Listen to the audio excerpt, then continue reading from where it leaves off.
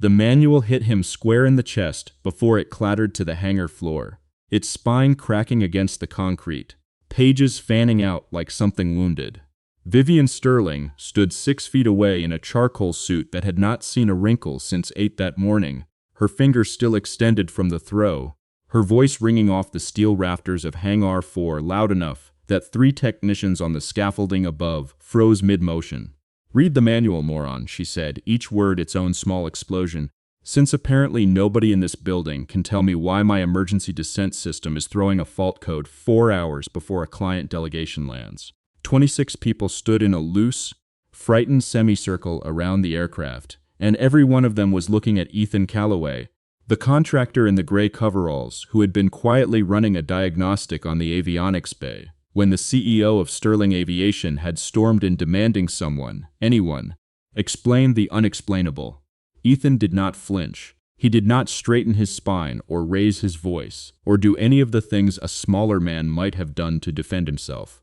He crouched, unhurried, and picked the manual up off the floor with both hands, the way a person picks up something they respect, and he opened it to the cover page. And for 1 full second, he simply looked at what was printed there. Then he turned the manual around, held it up so Vivian could see it too, and said nothing at all. Under the heading Original System Designer, in the same typeface Sterling Aviation had used on every technical document for the last decade, was his name. His name. Vivian Sterling's mouth opened and no sound came out. To find out how a maintenance contractor's name ended up on the founding documents of the aircraft that was about to define her company's future, stay until the very end. 11 years earlier, none of this existed. Not the contract, not the crisis, not the particular silence that had settled over Ethan Calloway like a second skin. 11 years earlier, he had been Dr. Ethan Calloway, 34 years old, lead systems engineer on Sterling Aviation's most ambitious program,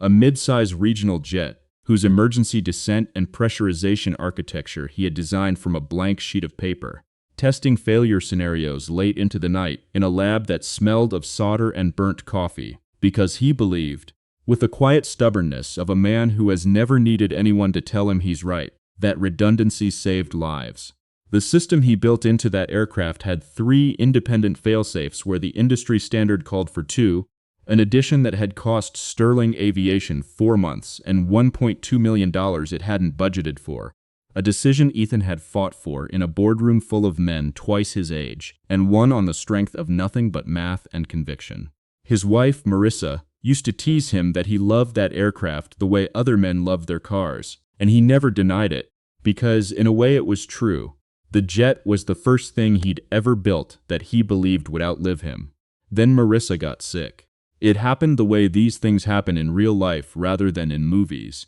Not a single dramatic collapse, but a slow accumulation of appointments and blood work and doctors, using careful, rehearsed language, until 8 months after the first symptom she was gone, and Ethan was standing in a kitchen in Ohio holding a 3-year-old named Lily, who did not yet understand that her mother was never coming home, and understanding, with the particular clarity that grief sometimes grants, that he had exactly one job left in the world that mattered. He resigned from Sterling Aviation 11 months later, not because anyone forced him out, but because a man cannot fly to Seattle for certification hearings and also be home for a 4-year-old's nightmares. And there was no version of that math that let him keep both. He told his director he was leaving for family reasons and nothing more, because the full reason, that he had built something extraordinary and was choosing, with open eyes, to walk away from ever being known for it, was not a story he wanted anyone's pity attached to.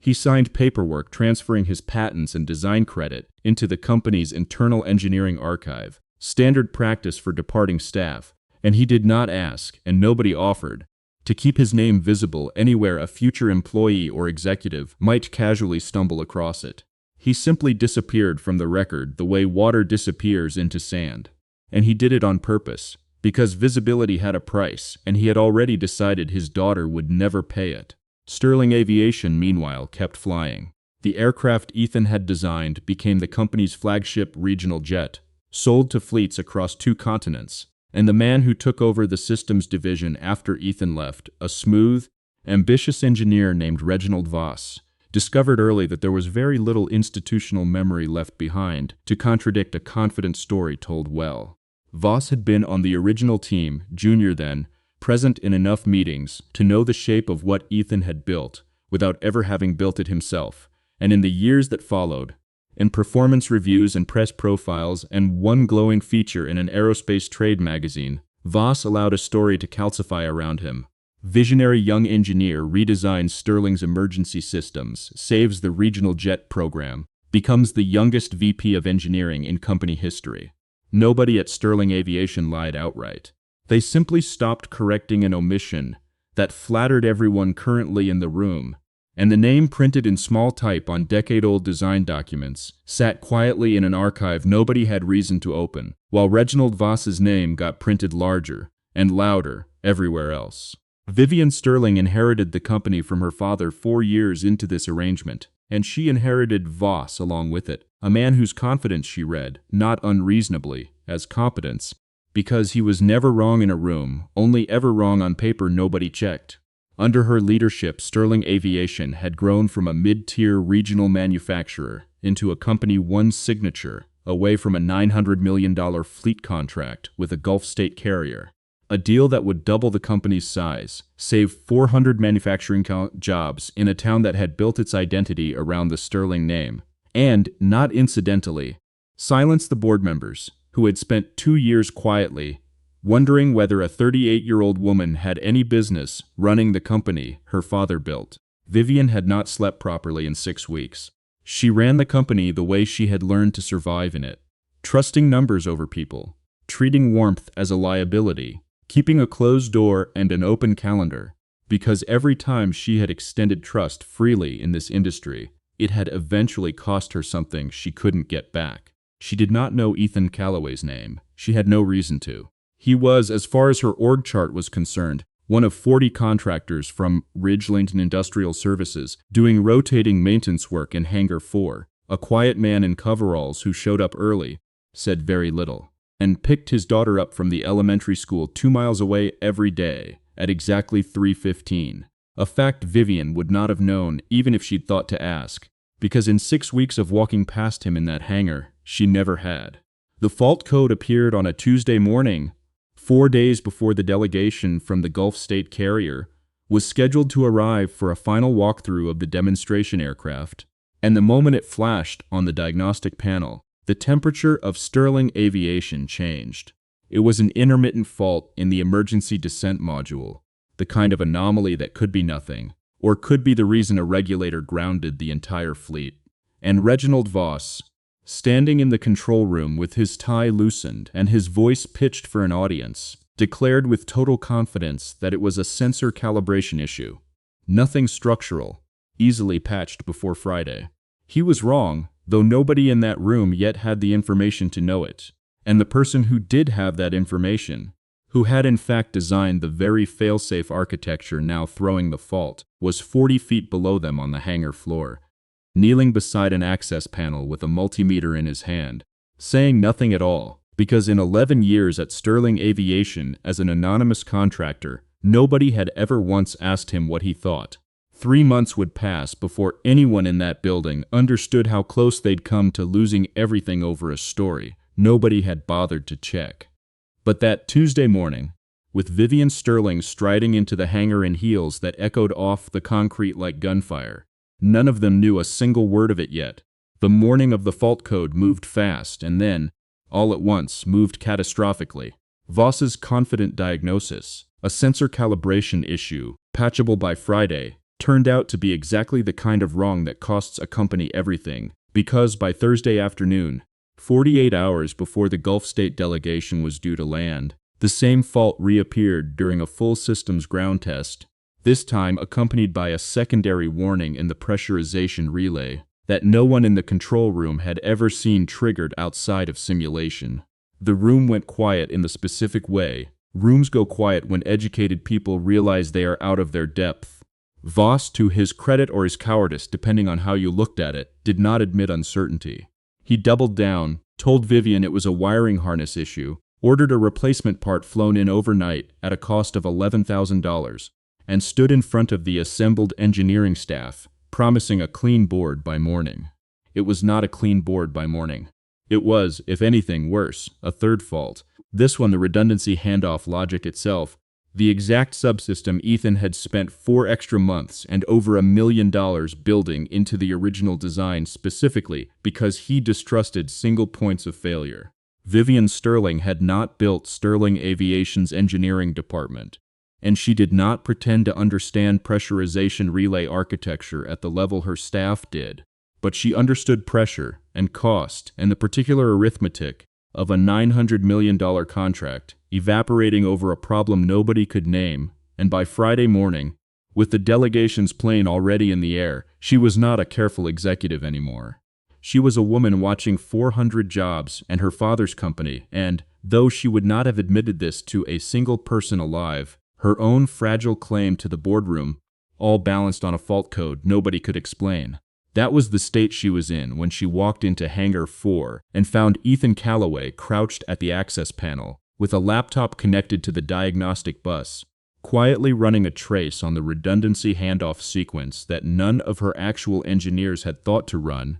because none of her actual engineers had designed the sequence, and therefore none of them knew, the way its designer knew, exactly where a decade of wear and one badly sourced replacement relay might cause it to misfire. She did not know any of that. What she saw was a contractor in coveralls sitting at her aircraft, unbothered, unhurried, while everyone around him moved like the building was on fire, and something in her, frayed thin by 6 weeks without real sleep, simply broke. She demanded to know who had authorized him to be touching that panel. She demanded to know why, with a $900 million contract on the line, a maintenance contractor was the only person calm enough to be sitting still. Ethan, who had learned a long time ago that explaining himself to people who had already decided not to listen was a waste of breath better spent elsewhere, said only that he was running a trace and would have results within the hour. It was the wrong answer for that room in that moment,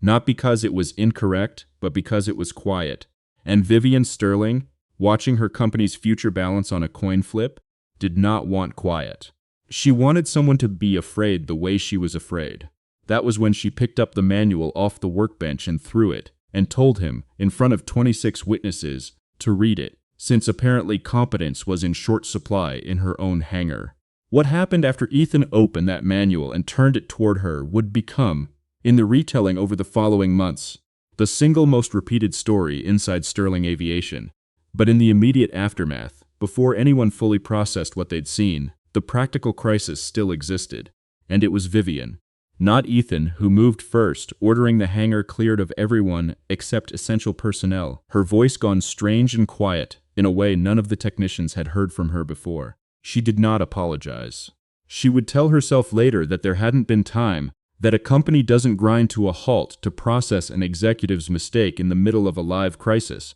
But the truth, sitting underneath that excuse, was that she did not yet know how to hold both things at once. The fact of what she'd just done, and the fact of who she'd apparently done it to. And so for the space of that Friday, she simply did not look at either. She did, however, listen. Ethan explained the fault in 11 sentences, using the exact technical vocabulary of a man who had built the system rather than inherited it, tracing the failure not to the sensor Voss had blamed or the wiring harness he'd replaced, but to a corroded ground connection in the redundancy handoff relay itself, a known failure point in aircraft of this age that the original design documentation, his documentation, had flagged for inspection at 8-year intervals, an inspection that, as far as he could tell from the maintenance logs open on the bench beside him, had never actually been performed. It was a 2-hour fix. It was also unmistakably proof that the man Voss had spent a decade quietly taking credit around, had known things about this aircraft that Voss himself did not.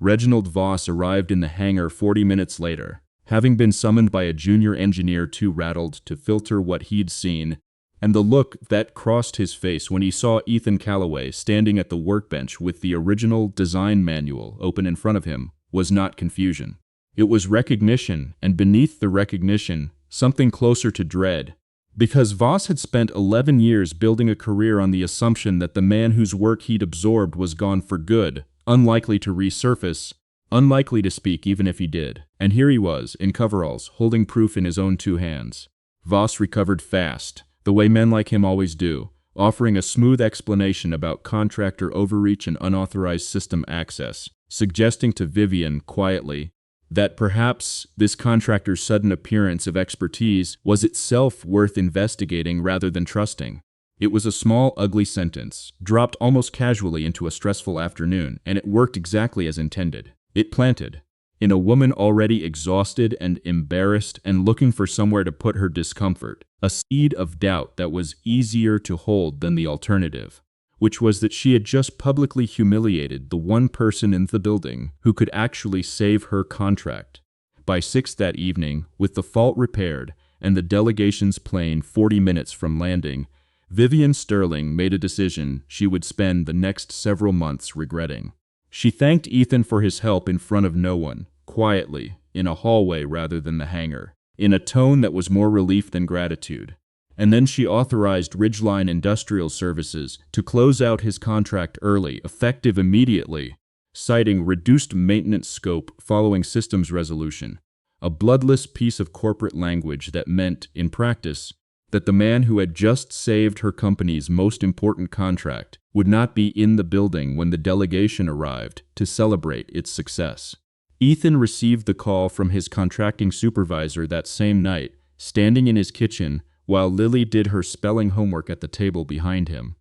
And he did not argue, did not explain, did not mention the manual or the name printed on its cover, because he had learned a long time ago that some rooms simply weren't going to hear him no matter what he said, and a paycheck lost was survivable in a way that a second public humiliation was not. He told his supervisor it was fine. He told Lily, when she asked why he looked tired, that work had just ended a little early this week. He did not tell her, because he did not fully let himself think it either, that somewhere inside Sterling Aviation, a name he had buried on purpose 11 years earlier, had just briefly resurfaced, been seen, and been quietly pushed back under the water by the very people it had saved. 3 months would pass before Vivian Sterling learned exactly what she had done, and by then, the cost of not knowing sooner would already be climbing toward her. The trouble with a story built on omission is that it only survives as long as nobody looks directly at it. And in the weeks after the Gulf State delegation signed the preliminary contract, $900 million, 400 jobs secured, Vivian Sterling's photograph on the cover of 2 trade publications with headlines about the young CEO who'd steadied her father's company through crisis, the version of events that made it into every retelling credited Reginald Voss's engineering team with the 11th hour fix, a version Voss did nothing to correct and quite a lot to reinforce, dropping the phrase, "my team caught it in time," into enough meetings that it hardened into institutional fact within a month. Vivian repeated it herself, twice, in interviews, because it was the version she'd been handed and she had no reason yet to doubt it, and each time she said it, some small, unexamined part of her flinched, though she couldn't yet have told you why. The flinching had a source, and its name was Sarah Okafor, a data analyst in the engineering archive whose job, unglamorous and mostly ignored, was digitizing 3 decades of Sterling Aviation's paper design records into a searchable database, a project that had been underfunded and understaffed for years,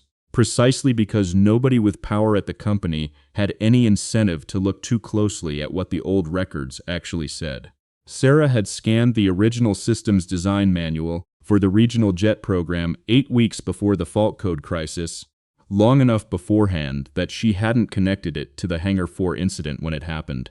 But she had noticed, cataloging author credits the way her job required her to, that the name on the cover, E. Callaway, original system designer, did not appear anywhere in Reginald Voss's extensively documented internal biography, a discrepancy odd enough that she'd made a note of it and moved on, because noticing discrepancies was not the same as having anywhere safe to take them. Sarah had been at Sterling Aviation 9 years. She had watched 2 other employees raise inconvenient questions about credit and disappear from the org chart within a year, not fired outright but managed out, reassigned, quietly starved of the projects that kept a career alive, and she had learned, the way people learn to survive in institutions that punish honesty, to keep her notes to herself and her opinions private. What changed her calculation was smaller and stranger than a moral awakening. It was a hallway conversation, overheard rather than sought, in which she heard two hangar technicians discussing the incident from 6 weeks earlier,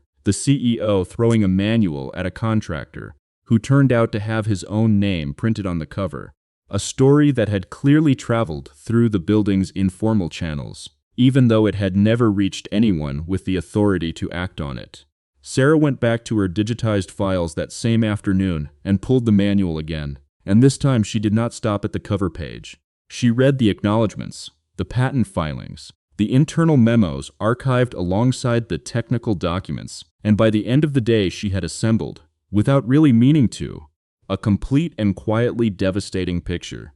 Ethan Callaway had designed the redundancy architecture that had just saved a $900 million contract, had left the company 11 years earlier under circumstances that looked, from the paperwork, entirely voluntary and unremarkable, and had subsequently been erased from every external account of the program's history by a man who was, as of 6 weeks ago, still telling that same false story in board meetings. Sarah did not go to Voss. She went, after 3 days of deliberation and one sleepless night, weighing what she might lose against what she'd already learned to live without, directly to Vivian Sterling's office, requesting 15 minutes and bringing nothing with her but a folder, and the particular calm of someone who has decided the risk is worth taking. What she told Vivian in that 15 minutes rearranged something in the CEO that had been sitting slightly wrong since the night of the crisis, an unease she'd been managing rather than examining,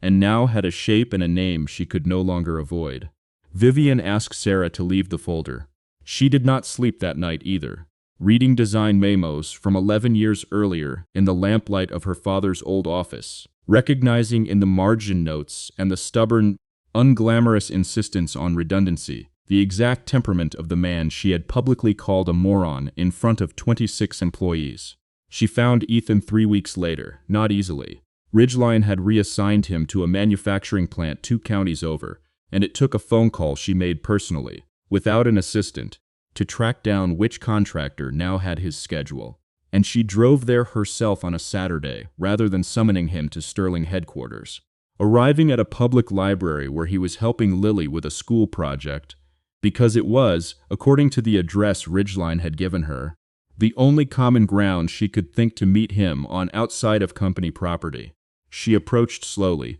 aware for once in her adult life of being the one without leverage, and when he looked up and recognized her, his face did not do any of the things she'd braced for. No anger, no satisfaction, not even much surprise. Just the same quiet attentiveness she remembered from the hangar, as if he'd been expecting this conversation to arrive eventually and had simply been waiting for it in no particular hurry. She apologized first, plainly, without the qualifying language executives used to soften an admission of fault, and then she offered him things, because offering things was the only language of restitution she fully trusted. His old title back, a signing bonus large enough to be uncomfortable to say out loud, full public credit restored across every document the company had ever misattributed. Ethan listened to all of it without interrupting, and when she finished, he said the only thing he actually wanted was smaller than any of it, and, in its way, harder to give.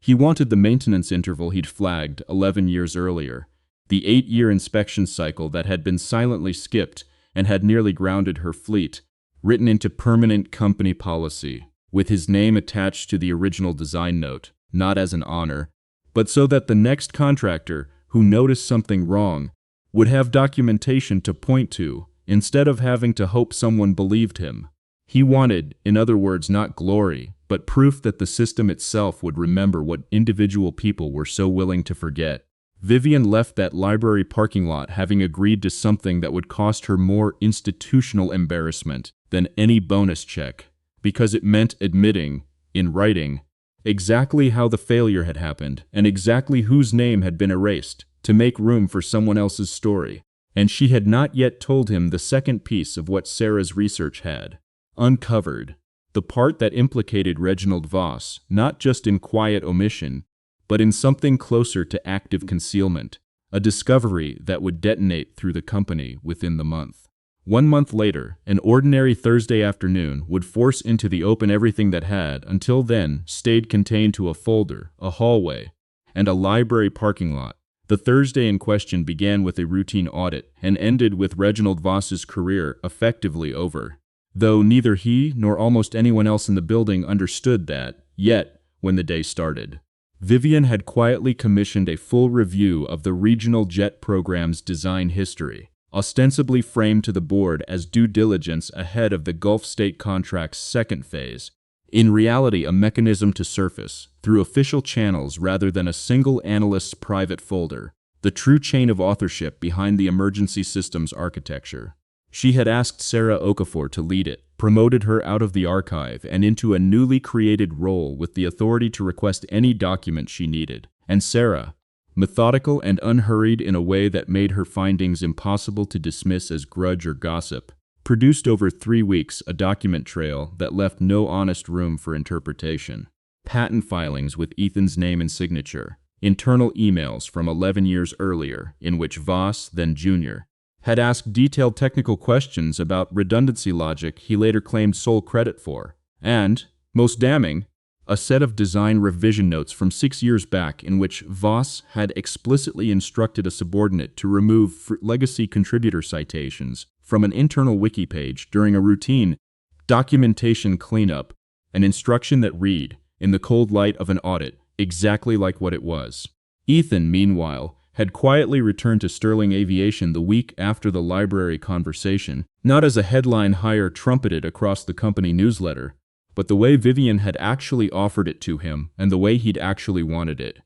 Reinstated at his prior engineering rank, assigned to a consulting review of the redundancy systems across the entire fleet, working largely alone in a converted office near the hangar, his presence known to maybe a dozen people. He did the work the way he'd always done it, precisely, without commentary, cross-referencing decade-old failure data against current maintenance logs, and in the process of that review, he found something Sarah's paperwork audit hadn't caught. Because it wasn't a document problem, it was an engineering one. A second aircraft in Sterling's active fleet, already delivered to a domestic carrier 18 months earlier, showing the early signature of the same corroded relay failure mode that had nearly grounded the demonstration jet, currently flying 40 regional routes a week with 300 passengers a day who had no idea a known documented, previously flagged failure point was quietly degrading somewhere behind their seatbacks. This was the secondary crisis nobody had anticipated,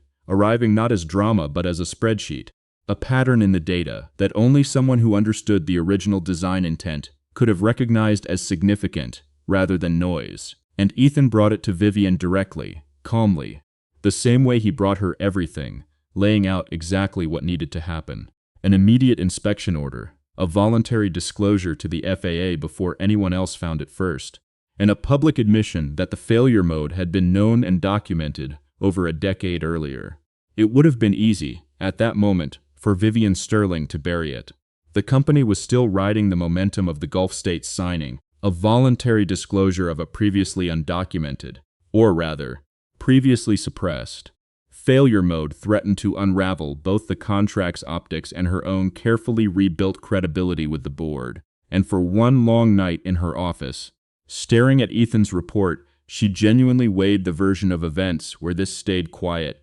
patched administratively, folded into a routine maintenance bulletin nobody outside the industry would ever read closely enough to notice. It was, she would tell him much later, the last time in her life she seriously considered doing the smaller, safer, dishonest thing, and what stopped her was not a legal calculation, but the memory of Sarah Okafor sitting across from her with a folder she hadn't needed to bring, and of Ethan in a library parking lot asking for a maintenance policy instead of a bonus check. Two people who had both, in their different ways, chosen the harder true thing when the easier false one was sitting right there. She called an emergency board meeting for Friday morning. Reginald Voss was not in that meeting, though its subject was, in every sense that mattered, him. Vivian presented Sarah's audit and Ethan's fleet-wide finding together, laid out plainly in front of 11 board members who had spent the last 6 weeks congratulating themselves on the Gulf State deal and watched the room's temperature drop as they understood exactly what they were looking at. Not a technical anomaly, but a documented pattern of one senior executive suppressing safety-relevant institutional knowledge to protect a professional narrative he had built his entire career on. The board's fury did not land on Vivian, though she had braced for it to. It landed decisively and almost immediately on Voss, whose employment was terminated by unanimous vote before the meeting adjourned, his access to the building revoked before he'd even been informed the meeting had happened, a fall executed with the same cold efficiency he had once used to erase a colleague from the record. Ethan learned about the board's decision the same way he learned almost everything at Sterling Aviation now, which was quietly, from Vivian herself, standing in the doorway of his converted office late that Friday afternoon, with an expression that was not triumph but something closer to exhaustion mixed with relief. The look of someone who has just finished carrying something heavy up a very long flight of stairs. She told him the FAA disclosure would go out Monday, that the fleet-wide inspection was already being scheduled, that Voss was gone, and that the board wanted to publicly restore his design credit at the company's quarterly all-hands meeting the following week, in front of every employee and, if he wanted it, in front of the press. Ethan sat with that for a long moment, and then he asked her, not unkindly, whether she was doing this because it was right or because it looked right, and Vivian, who had spent 6 weeks learning that this particular man would always ask her the harder version of the question, told him the truth, that it had started months ago as damage control, and had become, somewhere in the last several weeks, something she actually believed in, and she understood if that distinction didn't fully satisfy him. It did not fully satisfy him, but it was honest, and honesty from her was new enough that he found himself willing to sit with it rather than walk away from it. 1 week later, standing in front of the full company for the first time in 11 years,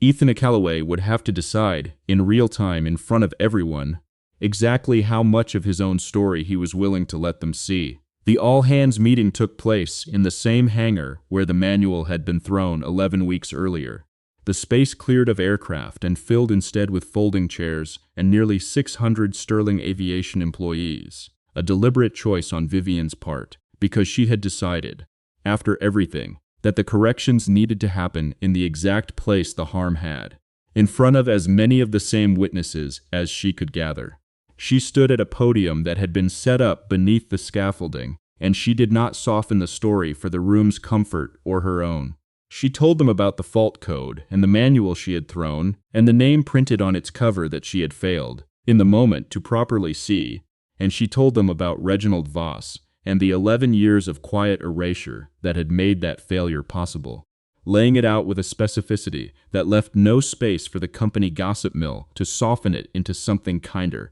than it had actually been. Then she asked Ethan Calloway to join her, and 600 people, most of whom knew him only as the quiet contractor who used to work maintenance in Hangar 4, watched him walk up in front of them for what several later described as the first time any of them had heard him speak more than a sentence at once. He did not give a long speech. He thanked Sarah Okafor by name specifically for the kind of unglamorous, unrewarded diligence that keeps institutions honest when nobody's watching, and he said, of his own 11 years of silence, only that he had made a choice a long time ago to put his daughter first and his own recognition a distant second, and that he did not regret the choice even now, standing in front of the company that had once erased him, because the choice had never really been about the company at all. He declined, in front of all 600 employees, and the 2 trade reporters Vivian had quietly invited, the press conference she had offered him, the title of chief engineer she'd floated privately the week before,